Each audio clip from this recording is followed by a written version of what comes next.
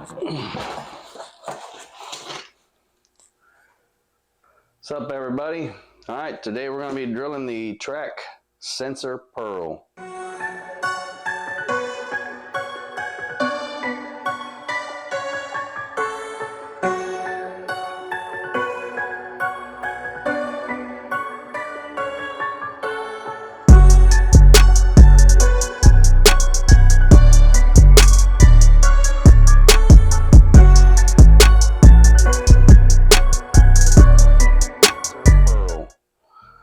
Alright, let's get this thing going.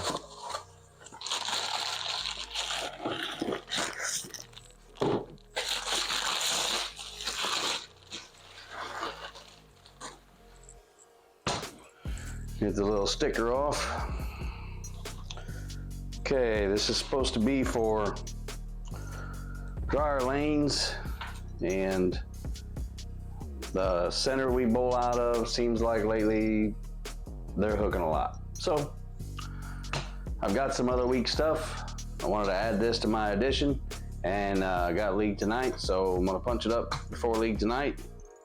We'll see if I can throw it early in the 3-game set. Believe it or not, 5-man team on my league. By the time game 3 comes along, I'm pretty far left. So even if I don't use it early, if it's anything out there like it has been lately, I'll be getting a chance to use that before the end of the night, I'm sure of it. Maybe even early, well, who knows. Went back and forth on ideas for the layout for this ball. I was gonna do a short pin layout. I decided I'm not gonna do that. I've heard some really good things about this ball.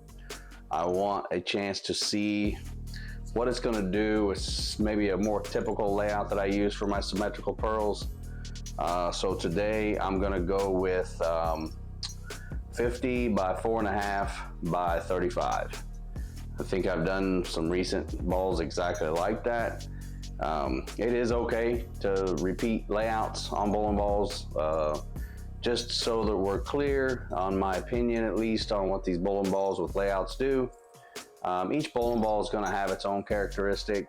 Unless I do like an extreme layout, the layout's only going to change the ball's reaction so much. You're still going to see a lot of the characteristic of the ball no matter what, unless you do something extreme layout like 6 inches away from the pin, or 1.25 inches away from the pin, or something like that, really short pin distance on the layout. Other than that, most of your layouts in the middle, which is what I'm going to stick with most of the time, you're still going to have the characteristics of the ball. You're just going to manipulate that shape just enough to make a difference maybe on the entry angle. But I am going to stick to something that I would use pretty commonly and go with 50 by 4.5 by 35. So let's get to laying it out.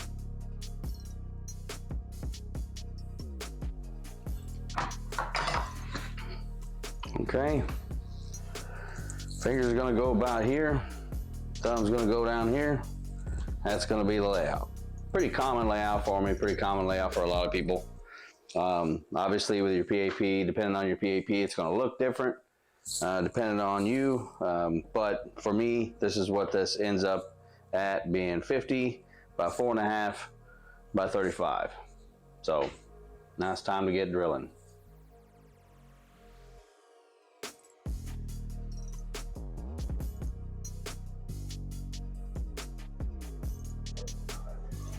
All right, let's go. And this is right after I'd done the Bigfoot hybrid video. Now I've got the track sensor pearl to talk a little bit about, and went to the website so I can talk a little bit about what they're saying about it. So what they say about it is length and strong back end reaction. It adds a new symmetric core designed to already a versatile and high performance lineup. The regulator core features a new design yielding a low RG and a differential combination. The new regulator core paired with a DR6 Pearl will create easy length and strong back-end reaction, and it was strategically designed to handle medium to drier conditions and fit below the kinetic black ice in the line. The colors are purple, smoke, and gold. Good looking ball. The finish, the steps they take is 500, 1000, 1500 Sire and factory compound, so it comes shiny. Lane condition, medium to light oil, we talked about that. Let's see. The low RG and low differential they're talking about is RG is 2.4 for 15 pounds, 2.49, and the differential is 0.034. It's got dynamic core technology. That's that hard hitting stuff. That's good. So basically, talk a little bit about what I seen about it. So it's really nice to see when a company, and track here in this case, claims something about a ball and it's pretty accurate to what I see as well. So that's nice. You can get what you're thinking you're gonna get. You pay a lot of money for these bowling balls, and when you get what you think you was gonna get, that's good. But the only thing that surprised me about this ball is it is a little more responsive off of the friction than I expected. I expected it to be a little bit weaker, especially with that core. It's not strong by any means. It's it's weaker than, let's say, the Bigfoot hybrid, but not by much.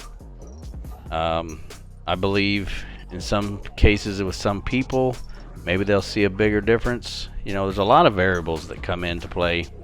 I've had people say they have a different opinion about a ball than I do or whatever, and that's fine. Lots of variables. If you don't have a lot of friction, a ball that's barely weaker in a high friction condition may be a lot different versus the other way around. So it's the way the balls respond to the friction or the oil that can make the big difference. From what I've seen just at the center that I bowl at, there's a lot of friction, and I did expect it to be weaker than it was. And I'm playing inside there. That's just, you see the ball just rev up, coming off the break point, just starts to rev up to go through the pins. So, and I know it's not really speeding up, but it almost looks like it is. It's actually slowing down, but the ball has to slow down to strike. But anyway, so yeah, so basically what I wanted out of this ball I got, except for I got a little more hook than I had anticipated, which is fine. I can move left. That's not a problem. My biggest problem with a ball is if I have to move left and then it doesn't get through the pins. Well, this ball does that. I know I've said it in many of my videos, but I end up in fifth arrow a lot, just in league alone. So I get a chance to see if the ball is going to be any good in there a lot. It's not by choice, just the way it is. And yeah, I got in really deep with this ball, and it was continuing to get through the pins here. I'm playing an inside fourth arrow here on a close to fresh condition. And once again, the center I bowl out just has a lot of friction. And what is that, about 22 at the arrows? Nice late 7 pin there. But yeah. So track, it said something about a step down from the black ice. Absolutely, I would agree with that. So the black ice is asymmetrical. The sensor is symmetrical. When they say step down, I would agree in the fact that you could go, say, from the black ice to the sensor. They're both really good balls, but this ball would probably be a little less than the black ice, and it would be an immediate step down from that ball. So that's probably fair to say. The black ice is really nice. Track is killing it this year. I know, people, they tend to hear from staff people and they think we're just saying these things or whatever, but don't get me wrong, I'm not gonna sit here and badmouth a ball that I'm on staff with, but I'm also not gonna lie about it either. So I'm telling you these things, it's what I'm truly seeing, and what I truly see out of this ball is one that I can get in deep when there's a lot of friction. It'll get through the fronts nice and clean, and then when it reads the breakpoint down lane, it's stored plenty of energy and it changes direction nicely, and it's able to go through the pins. And that's what you want out of a ball that you're purchasing for dry lanes. And if it was weaker, who knows, maybe it wouldn't go through the pins as good. Maybe it wouldn't change direction as good. So whatever reason, the combination of this cover and core, it worked out really good for the purpose that it's needed for in my case anyway. Yeah, I didn't throw that one that good. I think this game here, I got shot 260. something like that. I don't know. It was this ball, when you're throwing it good, I mean, it strikes a lot. So I went with the 50 by 4.5 by 35. I really did like that. It was a good matchup for the layout for that ball. It's a pretty common layout for me, especially for symmetricals. Once again, just to be clear, the first number does not matter on that, but I just add it because that's what I put on there. Symmetrical balls, the first number doesn't make any difference. You can put that CG anywhere on the ball, and it virtually makes no difference in the reaction that you'll see down lane. You know, so I put the number there, but once again, like I said, it don't really matter. But 4.5 by 35, 4.5 is 4.5 inches from my PAP. The maximum amount is 3 3/8. Further than that is the later it'll flare, and lower than 3 3/8 is the earlier it'll flare. So that's how that works. And then 35, the lower the number, the sharper the angle down lane. Really, it's the harder it'll come off the break point. And I don't know if I'm wording that right, but I hope you know what I mean. So yeah, I do recommend this for people that have a lot of revs, for people that bowl in a center with a lot of friction. I do not recommend this for someone that bowls in a center that does not have a lot of friction, and they have a lot of speed and not a lot of hand. If that's you, then I would look at something like the new Deviate Brutal or Brutal Collision. That ball is crazy good, but it hooks a ton. So if you're that person that has a lot of speed and not a lot of revs, and you got a lot of oil at your center, look into that Brutal Collision. If you bowl at a center like I do, where there's tons of friction, this is an awesome ball to have in your bag when you go to league. It's an awesome ball when you to have in your bag when you go to tournaments. If you bowl in tournaments, everybody knows you're bowling several games, and toward the end of the tournament, everything's hooking. Well, you can pull this ball out, and you can be able to get the ball to go through the pins when you're inside pretty deep.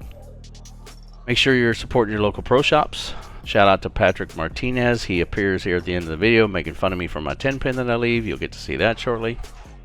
Shout out to AMF in Kenner, Louisiana, Brenton and Ryan, and Alex, all for helping me make sure that I got... There's Patrick. Hi, Patrick. He runs a pro shop there at Kenner in Kenner, Louisiana. So, all right, now.